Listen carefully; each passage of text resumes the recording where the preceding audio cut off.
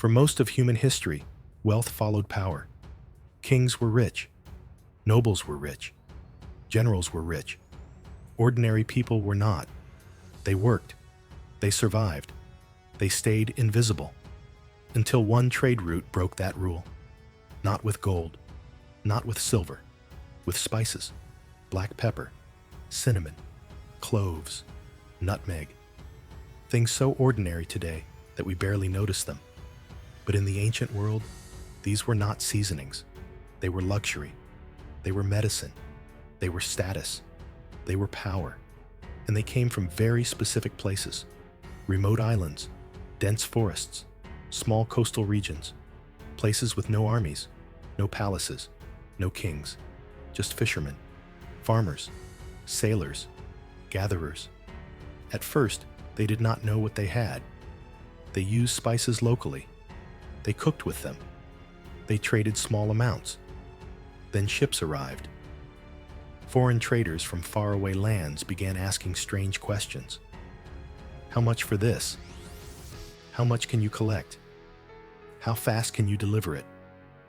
And when they named the price, everything changed. A sack of spice that cost almost nothing to produce could be sold for enormous profit in distant cities. One journey could change a family forever. Not in generations, in a single season.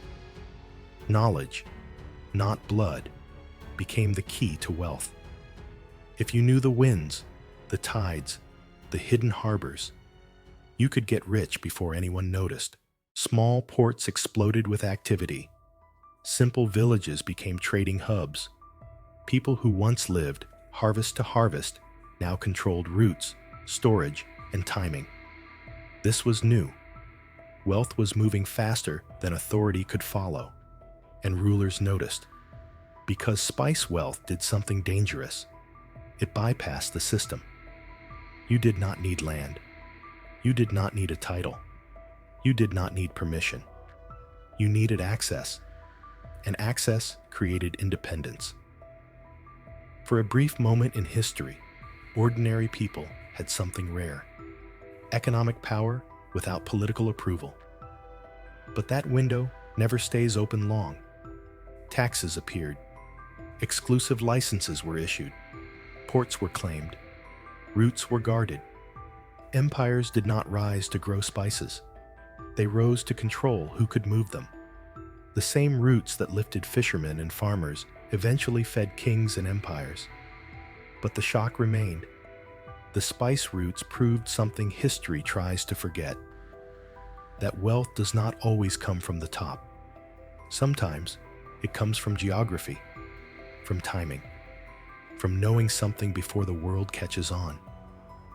For a moment, ordinary people became rich overnight, not by force, not by inheritance, but by standing at the right place in the flow of history.